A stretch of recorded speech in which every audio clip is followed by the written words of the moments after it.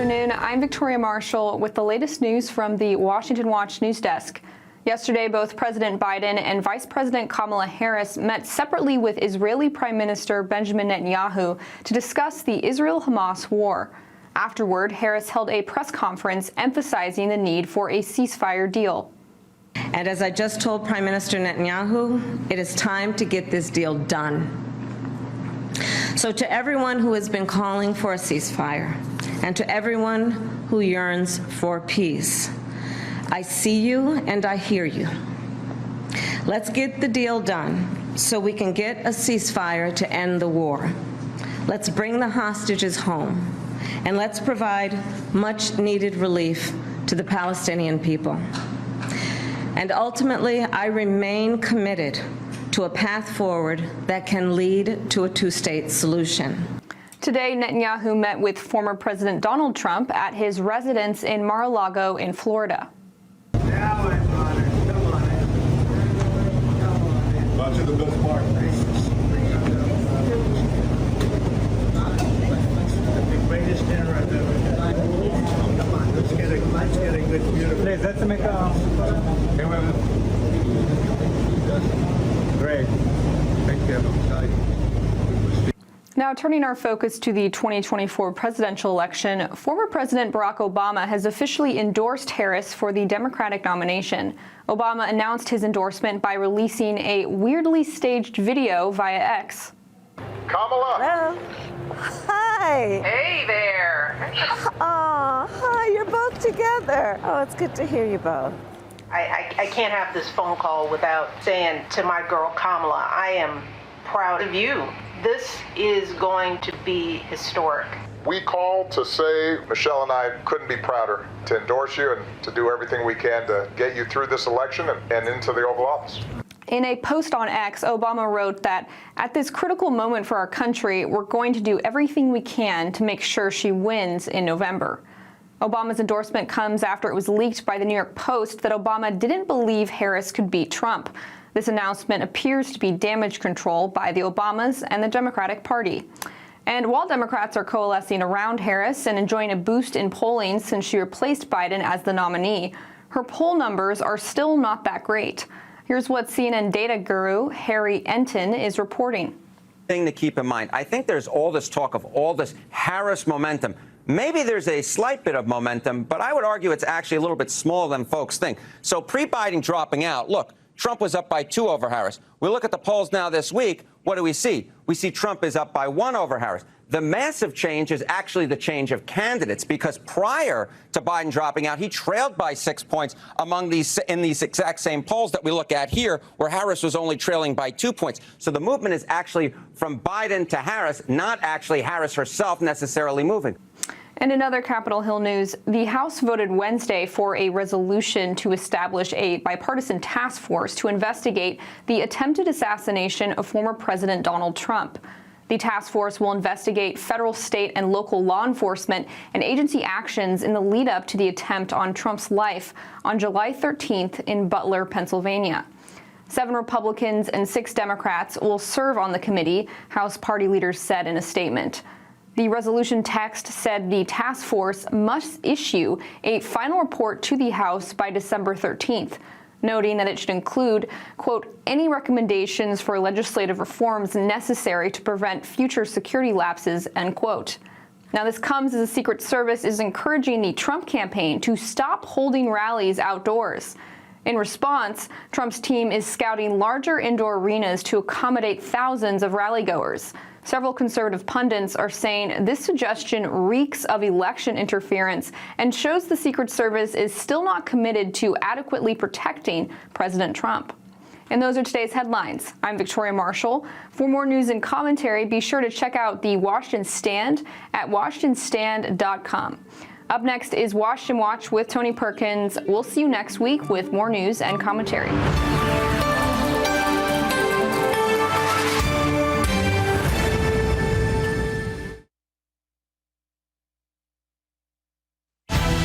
From the heart of our nation's capital in Washington, D.C., bringing compelling interviews, insightful analysis, taking you beyond the headlines and sound bites into conversations with our nation's leaders and newsmakers, all from a biblical worldview. Sitting in for Tony is today's host, Jody Heiss. Well, good afternoon. Hope you've had a fantastic week, and welcome to this Friday edition of Washington Watch. I am your Friday host, Jody Heiss. Glad to have you with us. Coming up today on Washington Watch. To everyone who has been calling for a ceasefire, and to everyone who yearns for peace, I see you and I hear you. Let's get the deal done so we can get a ceasefire to end the war. Let's bring the hostages home, and let's provide much-needed relief to the Palestinian people. And ultimately, I remain committed to a path forward that can lead to a two-state solution. Of course, that was Vice President Kamala Harris calling for a two-state solution in Israel following her meeting yesterday with Israeli Prime Minister Benjamin Netanyahu. Well, the tone of her remarks was reportedly more critical than those that were made during her actual meeting with the Prime Minister, who, by the way, today is in Florida meeting with former President Trump at Mar-a-Lago. As the Prime Minister continues his tour throughout the United States, what kind of a response might we continue to see while he is here? How will the U.S. respond? Will we see more of what we saw Wednesday at Union Station in D.C., where pro-Hamas protesters literally took down and burned the American flag and raised up a Palestinian flag? Well, Tennessee Congressman Tim Burchett, a member of the House Foreign Affairs Committee, will join me to talk about how the left responded this week to Israeli Prime Minister Netanyahu's visit. And the streak of federal court rulings against the Biden administration's Title IX rewrite that attacks girls and women, well, it continues. Missouri Attorney General Andrew Bailey will be joining me to celebrate the latest court win a little bit later in the program. And the American Federation of Teachers, this is a powerful left-wing union that thinks, frankly, that they know better than you do on what's best for your children. Well, they held their annual conference in Houston this week, and I really don't need to tell you anymore what this conference is like. The keynote speaker tells you all. Catch this clip. Book bans in this year of our Lord 2024. And on these last two issues, just think about it. So we want to ban assault weapons, and they want to ban books. Wow. The squeaky little voice there was Vice President Kamala Harris, for those of you who were not watching the video stream. Of course, when the left talks about banning books, they're referring to efforts from many across the country to keep pornographic material away from children. Considering what we saw when the AFT, the Federation, the teachers union here, how they teamed up with the Biden administration, how concerned should we all be if there were potentially to develop a Harris administration? What would it do to education? More importantly, what would it do to our kids in this country? I'll be discussing that important question with FRC's Meg Kilgannon a little bit later in the show. And we witnessed history this week with President Biden stepping aside as the presidential candidate, followed by the immediate coronation of Kamala Harris as the Democratic torchbearer, shall we say. Well, in our weekly Worldview segment today, FRC's David Clausen and I will examine how Christians can look back on all the news of this past week from a biblical perspective.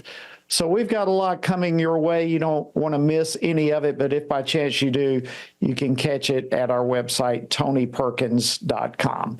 All right, let's jump into the issues of today. As we saw already, the Prime Minister Benjamin Netanyahu spoke this week at a joint session. And yesterday he met with both President Biden and Vice President Harris. And of course, today he's meeting with former President Trump. But according to reports, both the Democratic leaders pushed for a ceasefire in Gaza. As I mentioned, today, the Prime Minister is meeting with former President Trump. I wonder if that same message is going to be relayed there. Well, certainly we'll be finding out more about it. But as the tour throughout, if you will, the U.S. continues with the Prime Minister, what should we expect? I mean, the response he received at the joint session was remarkable. Over 50 standing ovations. I've talked to some who said they were literally tired after that speech, standing up and down, up and down. And yet at the same time, there were protests taking place at Union Station right down the street from the Capitol in Washington, D.C. So what can we draw from what we witnessed this week? Joining me now to discuss this is Tennessee Congressman Tim Burchett. He serves on the House Foreign Affairs Committee, as well as the Oversight and Accountability Committee. He represents the great state of Tennessee, the 2nd Congressional District there. Congressman Burchett, always great to see you. Great seeing you, Jody. Thank you so much for having me on. And I voted today. I hope our good Christians out there remember they better get out and vote because we did. Well, good. That's a great way to start. Yeah, 20 million. We million always say. Yeah. That's right. And we got to pray, we got to vote, we got to stand. And thank you for bringing that to our attention afresh. For those of you in Tennessee, it's time to go get the job done today. All right, Congressman, if I can, let's jump into this. After her meeting with Israeli Prime Minister Netanyahu, Vice President Harris ran to the news, the cameras almost immediately, saying that she hears everyone, she sees everyone who has been calling on a ceasefire and that she's not going to be silent. It just, I don't know, it smells like nothing but a campaign to me. Is her campaign for president clouding the work and our ally, Israel, in the Middle East? Well, your radar is dead right, Jody. It's very clear to me what's going on with her. You know, you've got these protesters, and the number of protesters that showed up was greatly overestimated, but they were allowed to do a lot of damage, painting things, and as you saw, taking down the American flag and putting up Hamas flags and things like that. And so it was just awful. And that's who she's appealing to. That is her base. And then she'll meet with Netanyahu and play nice. And then when she gets out in public, she'll play nice. But behind closed doors, she is not a friend of Israel's. And I would be very cautious of anything she says or does, because that's all she's concerned about is the campaign. Let me just interject this real quickly, because it's right there in line with what you said. But according to Israeli officials, her public remarks were much more negative than what she said to the prime minister in private. So she's like going into him saying one thing, sweet this, sweet that. And then she goes out in public, and it's quite a different message. She seems to be pointing the finger at Israel publicly for what's happening in Gaza. Yeah, and this talk of ceasefire, there'd be a ceasefire right now if Hamas would put down their arms. If they had not come across the border and violated that treaty, none of this would be going on right now. Make no mistake about it, they brought it on. And another thing is, people need to realize we're funding both sides of this thing, folks. We sent $6 billion into Hamas, that crazy peer, so Biden could mix his words and say no American boots are on the ground in Gaza. And, no official American boots are, but as well as I do, there are Americans on the ground in there, and they are operating. And this thing is, I keep saying, we better let Israel do their business, because this is not our war. We do not know how to fight by that. And just like in Afghanistan, 13 brave Americans lost because of our stupid rules of engagement, when we, in fact, had that suicide bomber in our sights, not once, but twice. I asked the Marine Corps sniper that, and that's why Netanyahu has said that. But I thought it was very bold of him and correct to say in fact, that, these protesters out here are, they ought to be ashamed of themselves. And I guarantee you a lot of them aren't even American citizens. And I guarantee you that a lot of them don't even know why they're there, and they're paid to be there by some billionaires that are supporting the Democratic Party. So I think folks better dig into this a little more. Absolutely. And another strong point that he made, and the one that you referenced, I agree, I thought it was terrific. But he also said specifically to the United States that the faster that they receive military aid, the faster they can finish the job. Your reaction to that statement? Well, that's accurate. And he also noted in his statement that they would continue to work together. Trump has talked about an Iron Dome over America, which I don't know if I'm sure it's feasible. I don't know at what cost, but I do know in some of our more vulnerable areas and some of our major cities that would be more suitable to a terrorist type attack, like a missile attack, that we would, in fact, be partners in that, as we are in their Iron Dome. As you know, he told me, he said, Tim, with your, if they shoot a missile at us, we blow it up with your help. He told me that when I visited Israel, and Netanyahu did. So there's a lot of messages in that. And you're right. I think I cramped up just from standing up and applauding, and my hands were numb. Towards the end, I just tapped the desk in front of me, or the Congressman Luna was there, and she's like, "What are you doing, Burchett?" And I said, "My hands are tired, Luna. I'm just going to slap the back of this chair right here." But I saw you. I actually saw the two of you there. You made me chuckle. One other thing before I forget, Speaker Pelosi. Everybody ought to go back and read her tweet. She called that the worst speech I believe that had ever been said on that floor, and it was funny. Her former number two, whose name escapes me, who was her number two behind her when she was Speaker? Well, anyway, he was on, now. Yeah, he was on the floor yesterday praising Netanyahu and condemning the terrorists. And I thought that was an interesting, Pelosi's trying to appeal to that San Francisco vote she's got, which is so radical they've lost their minds. And, I would hope some of the folks that favor the Israeli community in the business community would take note of what's happened to their Democrat Party. They have completely been subverted and ambushed by the far left, and they are no friend to Israel. Absolutely. Let me ask you this. We've got less than a minute left, but there's a lot of discussion as to whether or not Vice President Harris was the border czar. Your thoughts on that real quickly? Yeah, all they're doing is throwing Biden under the bus over a terrible border policy and a terrible border operation. She was it at NBC, CBS, CNN. She was in charge of it. There's no question. It's just you tell a lie often enough and people start to believe it. And you saw they all got the notes. Ducey yesterday at the press conference in the White House told whatever the girl's name is that as the press secretary told her, said, "What's this sheet of paper? Everybody seems to have one," and it was orders from the Democrat Party, from the hierarchy. It's just, when their overlords call, they're like Pavlov's dog. They just start salivating, and that's what happened. And it shows you the deep state is real, and and I'll tell you what, you 20 million Christians who decided not to vote last time because of a mean tweet, y'all better get off your butt. You better vote, because we are going to lose our country. We will lose it, sure as the world. Congressman Tim Burchett, always great to have you. Have a fantastic weekend.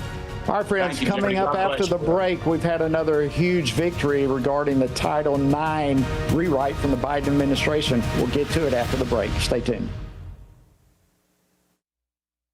Download the new Stand Firm app for Apple and Android phones today and join a wonderful community of fellow believers.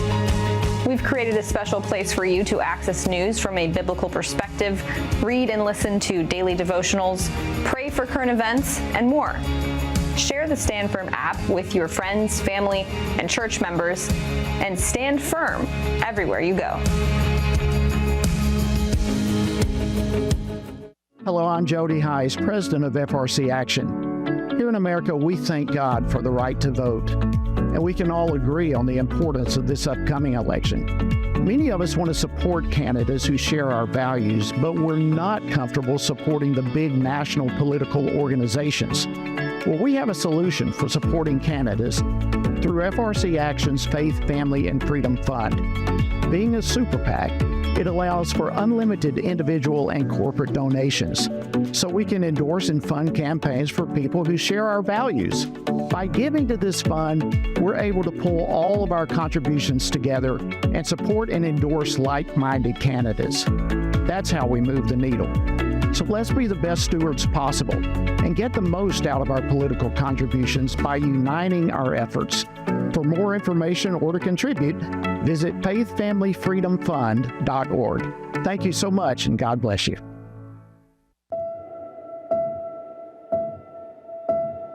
All of us are born with the desire to find truth and meaning. Where did I come from?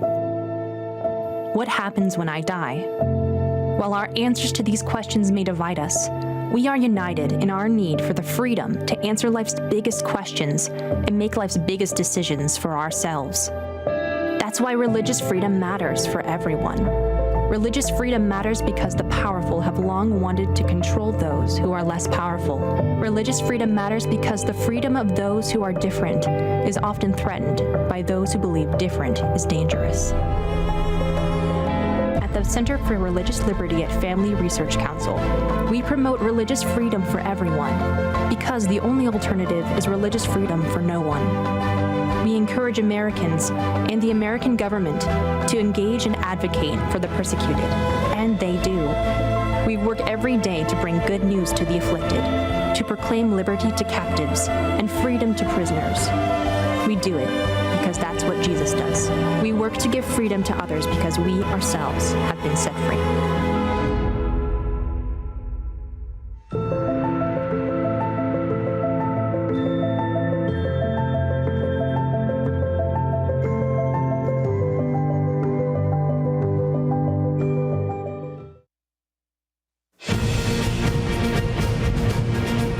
Welcome back to Washington Watch. I'm your Friday host, Jody Heiss. Glad to have you with us today. All right, this past Wednesday, a federal district court in Missouri ruled to immediately stop the Biden administration's radical rewrite of Title IX. A coalition of red state attorneys general, along with our good friends at Alliance Defending Freedom, and an Arkansas high school athlete, Amelia Ford, they all joined forces to sue the Biden administration over this illegal rewrite of Title IX. And notably in all of this, the judge who sided against the Biden administration's attack on girls and women was appointed by Democrat President Bill Clinton. We're here to discuss the good news is Missouri Attorney General Andrew Bailey. Attorney General Bailey, welcome back to Washington Watch. Always an honor. Thank you so much for having me on. Well, congratulations on yet another big court ruling. Bottom line, what will this decision do? Well, this is an important step in protecting women's equality and the sanctity and integrity of women's sports. And it's not just about the athletic competition itself. It's about the space women need to prepare for and after an athletic competition. So bathrooms, locker rooms, hotel rooms for overnight travel, all of those things that President Biden wanted to allow men to intervene in, we put a stop to it. And again, this is as much about the policy position of protecting women's equality and the sanctity of women's sports and safety as it is about the legal aspect, which is that nothing authorized the president to amend Title IX. For the last 50 years, it stood for the proposition that women have equal access to sports. President Biden, through the stroke of a pen, sought to override that and allow men into women's sports, thereby perverting the plain text of the statute. I'm proud to say we delivered a win on this one, and we're going to keep fighting on this issue.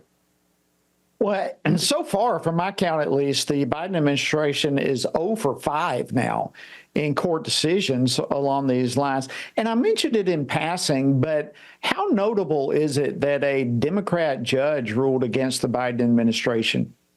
Well, at the end of the day, I think it's notable because the plain text of Title IX could not be more clear. And so not even a Democratic appointed judge could go so far as to pervert the law and authorize the executive branch of government, the president of the United States, to undermine what Congress had put into place. That violates our separation of powers doctrine. And again, a plain textual analysis of the statute precluded the act that the president took. And yeah, look, this is a nationwide issue. I remember when we held our press conference when I partnered with my colleague Tim Griffin in Arkansas. General Griffin said, who could possibly be for this? Like, who's on the other side of this issue? And I think that's why you see across the country so many different courts striking down this Biden attack on women and women's equality.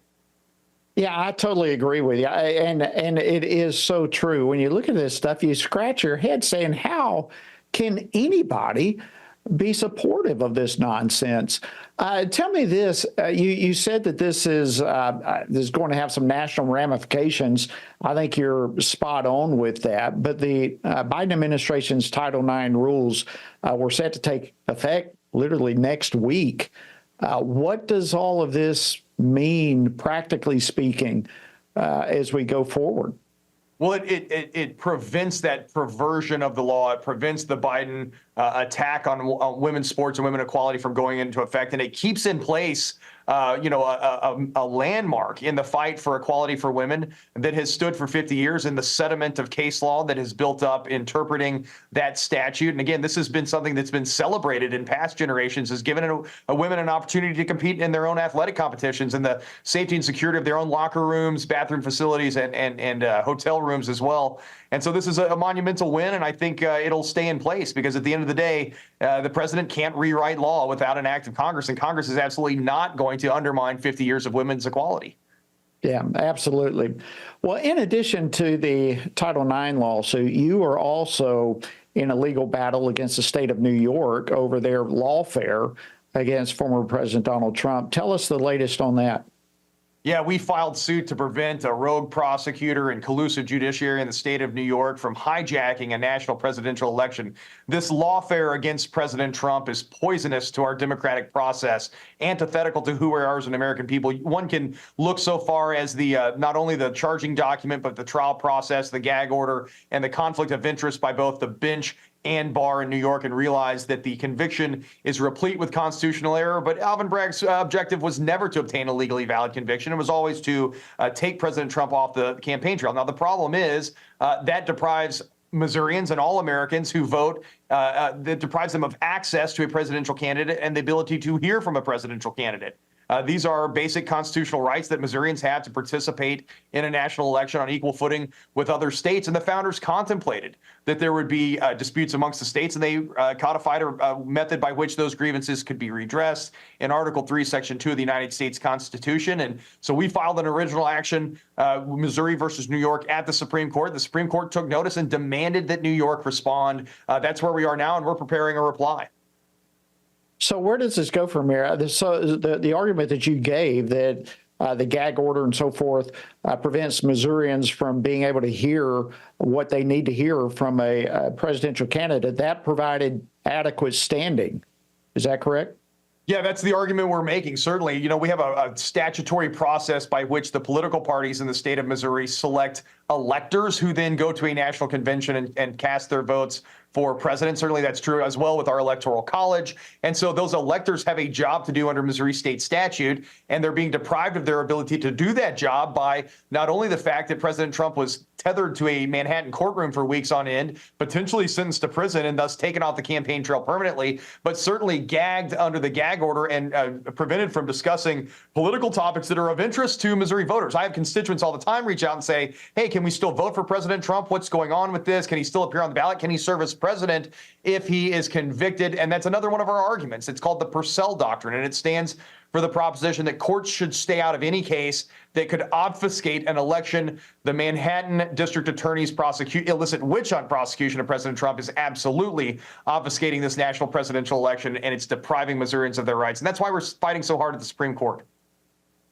Well, Attorney General, it is always great to have you on Washington Watch with us. And again, as I say to you time and time again, we are so grateful for the bold stance that you take.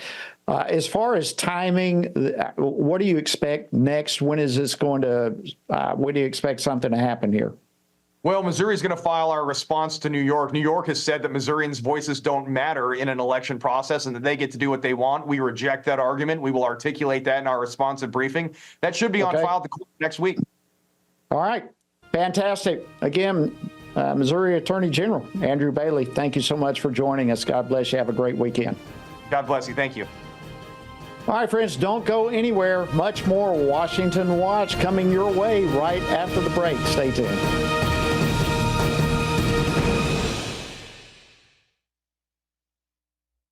We do begins as an idea. Before there can be acts of courage, there must be the belief that some things are worth sacrificing for.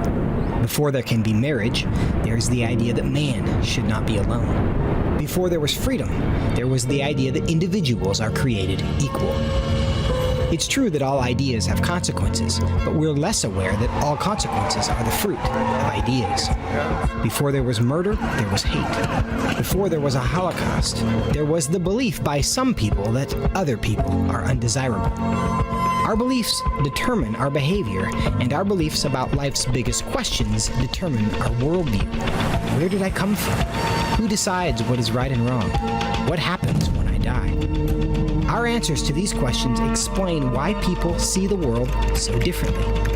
Debates about abortion are really disagreements about where life gets its value. Debates over sexuality and gender and marriage are really disagreements about whether the rules are made by us or for us. What we think of as political debates are often much more than that. They're disagreements about the purpose of our lives and the source of truth. As Christians, our goal must be to think biblically about everything. Our goal is to help you see beyond red and blue, left and right, to see the battle of ideas at the root of it all. Our goal is to equip Christians with a biblical worldview and help them advance and defend the faith in their families, communities, and the public square. Cultural renewal doesn't begin with campaigns and elections. It begins with individuals turning from lies to truth. But that won't happen if people can't recognize a lie and don't believe truth exists. We want to help you see the spiritual war behind the political war, the truth claims behind the press release, and the forest from the trees.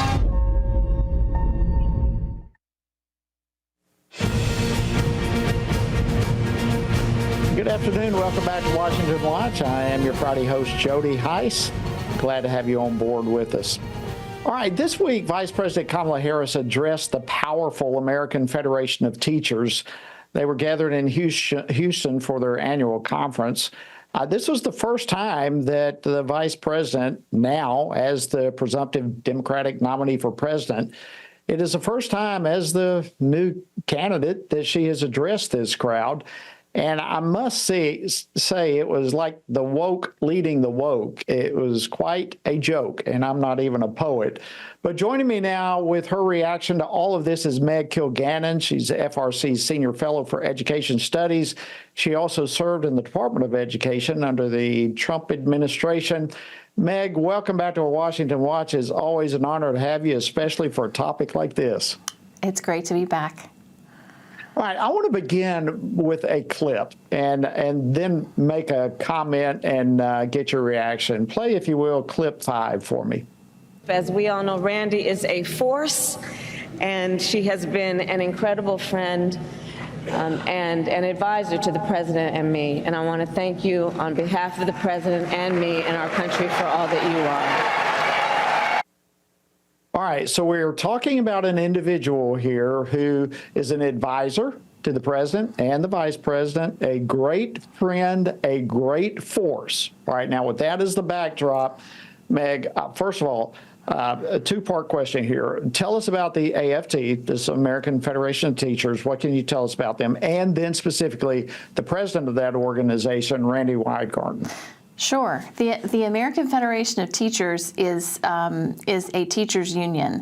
The National Education Association used to demur at actually being called a union. They would simply insist that they were a teachers association. They're a little more honest about that now. But the American Federation of Teachers is absolutely a union. It represents teachers, it represents healthcare workers, it represents bus drivers, janitors. Lots of people are members of the AFT, whether they're in the education field or not. And Randy Weingarten has been leading this union for a long time. She's very close to the White House. She's very good friends with Dr. Jill Biden, who herself was a teacher. She is absolutely considers herself a player in politics, and I wouldn't see why she wouldn't, because when they were keeping schools closed at the beginning of the Biden administration, the AFT was a key advisor to the CDC in developing the plans for school reopenings, which were actually plans to keep schools closed. And we all know the harm that that did to children and families. Okay, so that's people just need to know that backdrop here. What type of things has this AFT been pushing? What are they all about? When we say they are woke, I put that on the table. Sure. They're for all the things that the Democratic Party is for when it comes to education. They're for making other people pay the debts of students who took out student loans. They are for they're against vouchers, any kind of school choice. They are for increasing teacher pay, and they are all about using their union dues and their union members in Democratic Party politics in the terms of manning polls, turning out voters. All of the machinery around the Democratic Party is based on union people largely doing that work, and this is a union that does that work. Yeah, and they overwhelmingly this week voted to endorse Vice President Kamala Harris as the Democratic Party's presidential nominee, just as a case in point. That is who they are. Now, the Vice President spoke to the teachers who were gathered there, and once again, we saw it a little bit earlier, she accused conservatives of trying to ban books. You got to respond to that. Sure. We're not about banning books. We're about having children protected from inappropriate material in their school libraries. And any book that's not selected by a library can still be purchased at Barnes & Noble or any other bookstore, on Amazon, or any number of places. So the book is in no way banned. We simply do not allow certain materials to be presented to children when they are incapable of understanding them or they are inappropriate educationally. And so this charge about the banning books just rings so hollow. Parents can see right through that. And it's such a weak point for them. I'm surprised she brought it up, but I guess it must work with their base. And of course, the Democratic Party really needs to reignite their base. I was surprised at this speech's content in terms of her use of the word extremist in relation to Republicans. It was a very inflammatory speech, I thought. And given the recent assassination attempt on former President Trump, I was pretty shocked at the incendiary nature of some of her remarks in this speech. Well, it just never ends. We've been watching this kind of rhetoric for years. We've only got less than a minute or so left, but a potential Harris administration, what would that look like for education and our children, real quickly? Well, she absolutely is a progressive's progressive, Vice President Harris, and so she will be doing all of the things that the Biden administration has been doing and then some. You can plan on more student loan forgiveness. You can plan on more political content in classrooms. All of the same things that you've had in the Biden administration will continue in a Harris administration, unfortunately. So, compared to the Biden administration in education, would she be better or worse? I would imagine she'll be worse. Wow. Thank you, Meg Kilgannon. Always great to have you on the program. Appreciate all you do. Thank you. Have a wonderful weekend. Thanks for having me. All right, coming up next on Washington Watch after the break, there has been so much news this week, as we all know, so much. We're going to be joined with our weekly Worldview segment. Joining us, David Clausen. We've got to tie all the knots together from a biblical perspective from the week. Stay tuned. We'll do so in just a moment. Join us October 3rd through the 6th as we gather with spiritually active, governance-engaged conservatives from across America at the Pray, Vote, Stand Summit in Washington, D.C. We'll pray for our nation, engage in government and culture, and stand for biblical truth alongside Christian leaders, worldview experts, and government officials. We'll discuss important issues like the sanctity of life, religious freedom, protecting students, strengthening families, praying for our nation, and how you can impact America's future from a biblical worldview. Our nation stands at a critical juncture, and we must ensure that the issues impacting faith, family, and freedom are understood and advanced. Register by July 31st and receive a $70 discount off admission.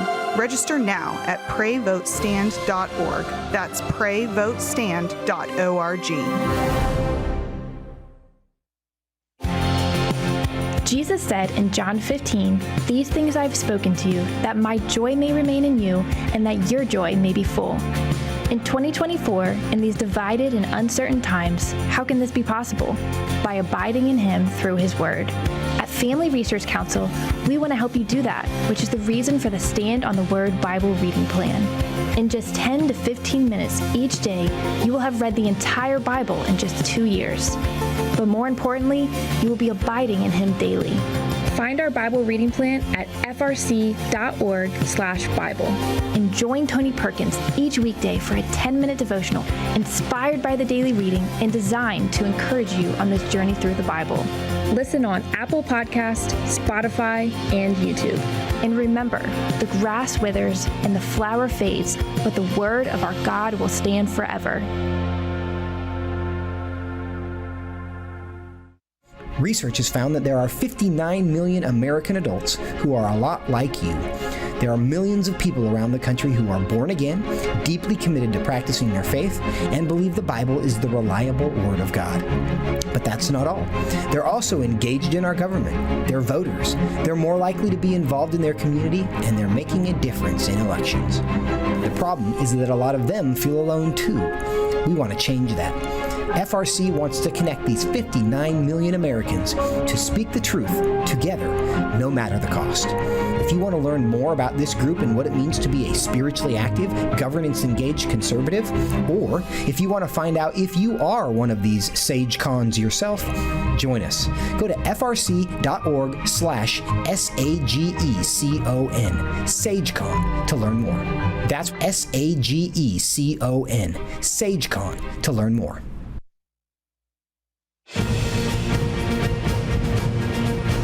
Welcome back to Washington Watch. I'm your host, Jody Heiss. Thank you for joining us today. All right, let me begin this segment with an important announcement, and I want every one of you to listen closely to this. When Israeli Prime Minister Benjamin Netanyahu spoke to the joint session of Congress, he made a powerful statement. We referred to it today. He said, "Give us the tools faster, and we'll finish the job faster." And yet we know so much has been held up on this end of things as it relates to getting Israel what they need. And so we need to urge President Biden and all the presidential candidates to stop holding up aid to Israel. This country is in an existential threat, and it should be a priority of the current chief executive, as well as every presidential candidate, to be loud and clear regarding their support for Israel. And we are asking you to join us in being loud and clear as it relates to putting some pressure on them to tell us where you stand when it comes to Israel. So we have a petition. This petition is going to go to the President Biden and all of the presidential candidates, all of them. And we want your voice. We want your signature. We want you to get on board with this. The more people behind this, the stronger statement it will have. So there are a couple of ways that you can get involved here. First, you can go online to frcaction.org/support, frcaction.org/support, or you can simply text the word support to 67742. Please help us out with this. We need to know where all these folks stand on Israel, and we need to give them what they need to do the job that they need to do. Okay, now in terms of witnessing history, no doubt, we're wrapping up a week that will be written about. It will be discussed for decades to come.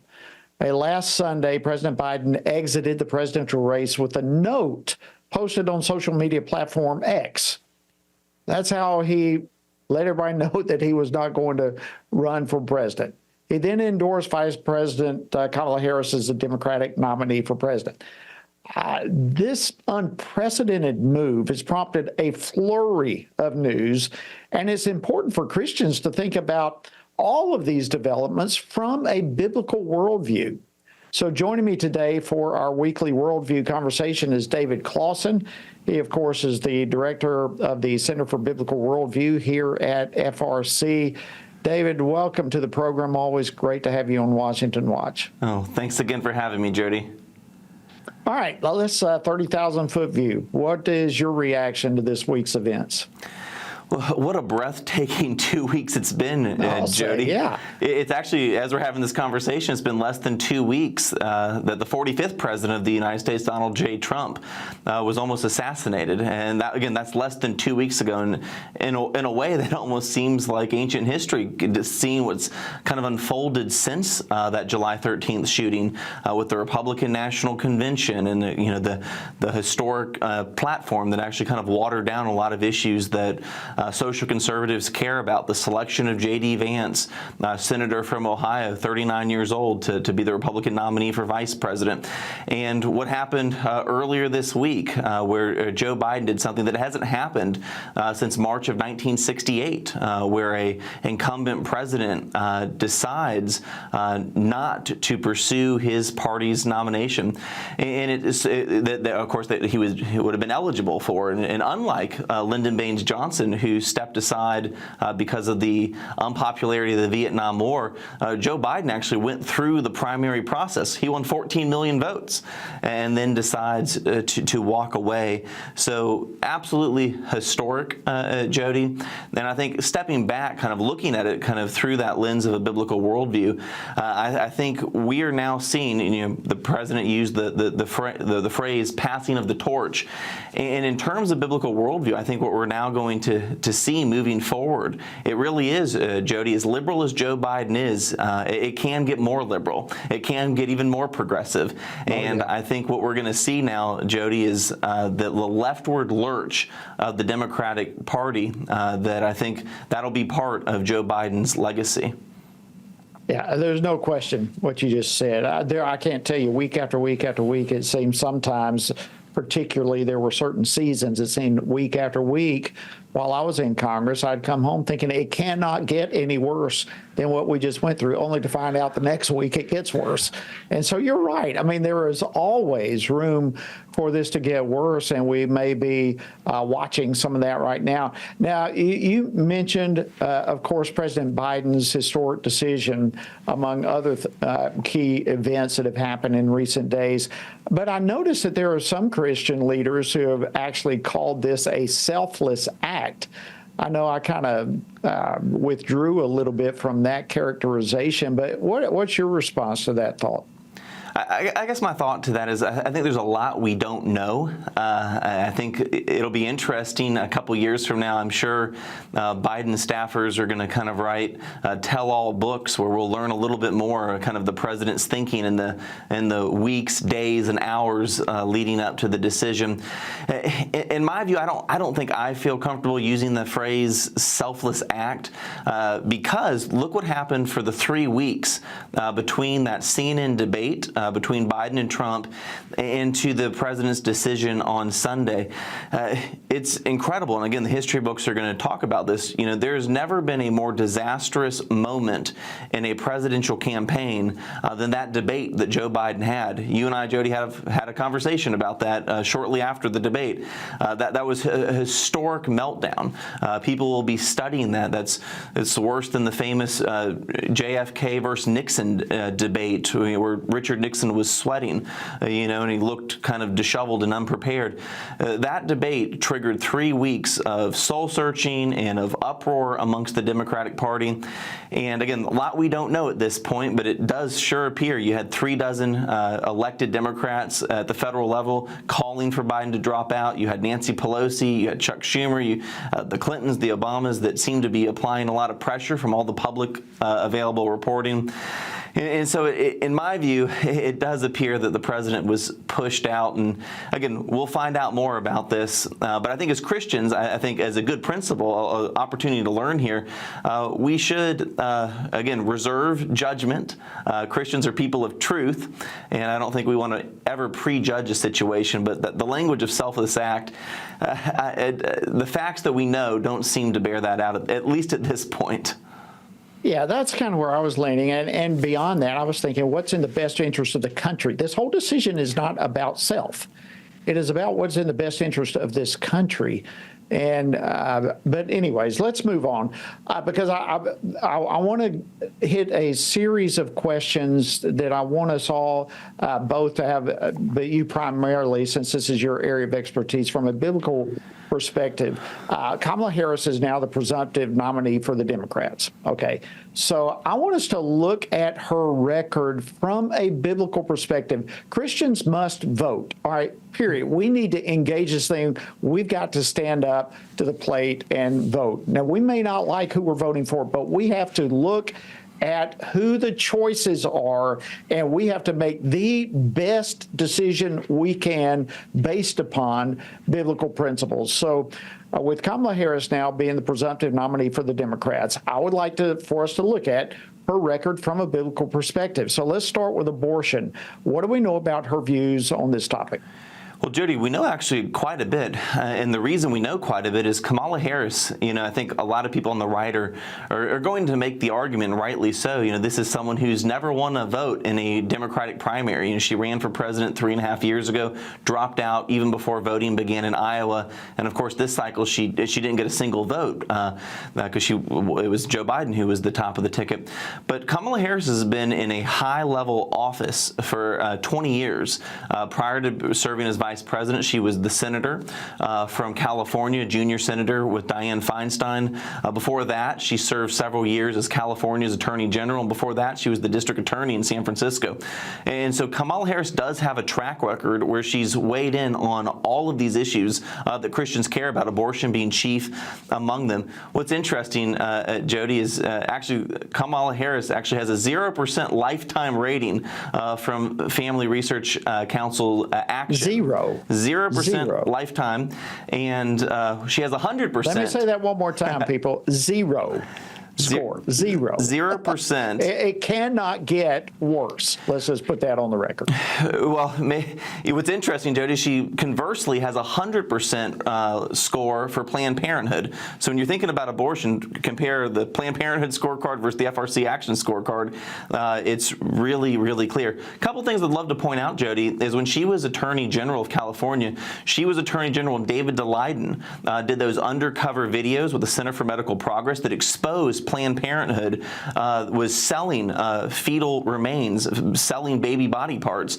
And when that news, it shocked the conscience of the nation. What did Kamala Harris do? She didn't go after Planned Parenthood, Jody. She went after David Daleiden. She had his house raided. Yep. She had his computer confiscated. So it's just incredible. As a candidate for president, she was running on abortion, said that she wanted to codify Roe v. Wade. She actually said she wanted to require federal pre-clearance for any state-level pro-life law. She obviously said she wanted to repeal the Mexico City policy, wanted to repeal the Hyde Amendment. It goes on and on. A couple other real quick votes I'll mention. As a senator, she had an opportunity to vote on several pro-life bills, including the Born Alive Survivor Protection Act that would provide protection to babies who survive abortion. She voted against that twice. She had an opportunity to vote on a bill that would make it illegal for babies who can feel pain in the womb, the Pain Capable Act. She voted against that, Jody, in 2018 and 2020. Let me just summarize this. Whenever Kamala Harris has had an opportunity to vote on a bill dealing with abortion, she has been on the pro-abortion side and has been against the pro-life side. All right, I've got several more that I want to hit, so we're going to have to kind of rapidly go through some of these. Where does she stand on religious liberty? Kamala Harris is the original co-sponsor of the Equality Act that would basically redefine how we understand religious freedom in this country. It would codify sexual orientation, gender identity as protected classes and exempt sexual orientation, gender identity from the Religious Freedom Restoration Act. Whenever religious liberty and the claims of religious people have come into conflict with kind of the sexual revolution, unfortunately, Kamala Harris has sided with the LGBT activist over committed Christians. Wow. Okay, so you mentioned the LGBT activist. She officiated literally one of the first same-sex weddings in California.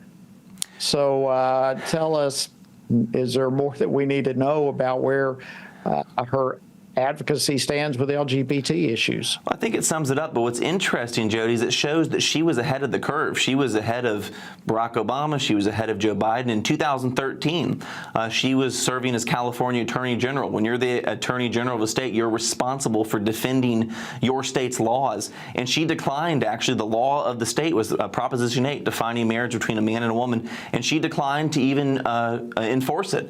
She left it up to other people to enforce her state's law, because she said she just, according to her, again, she kind of made this up out of whole cloth, that she had the discretion whether or not to enforce the law and decided not to. And then as soon as this court struck down the Proposition 8 in California that defined a marriage between a man and a woman, she was the first person to officiate a wedding in San Francisco with two same-sex identifying individuals.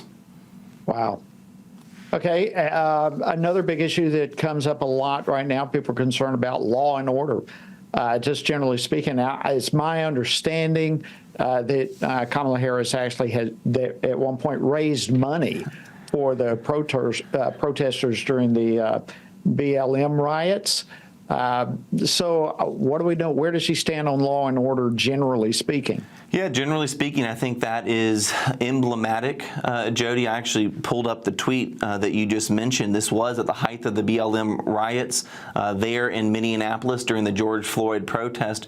And she tweeted, if you're able to chip in now, to the Minnesota Freedom Fund to help post bail for those protesting on the ground in Minnesota. And what's interesting, even up to earlier this week, that fund still exists, and that money, to the tune of hundreds of thousands, has actually been used to release actually pretty hardened criminals, people that as soon as they're released have committed crimes, including some people, and this has been well documented, murder and rape. And so as to my knowledge, that tweet is still available. I wouldn't be surprised if it disappears quickly as more people realize this. But at the height of those riots, she was definitely not on the side of the police. She was on the side of the rioters. Yeah, it's amazing. That thing may disappear before this show is over, which is less than 2 minutes. Real quickly, is there anything else in Vice President Kamala's Harris record that is worth noting, things that Christians should know about real quickly? I'll give you one thing, Jody. I think this election, like most elections, judicial nominees, so important. Who's ever president can make up to hundreds of lifetime appointments to the federal bench.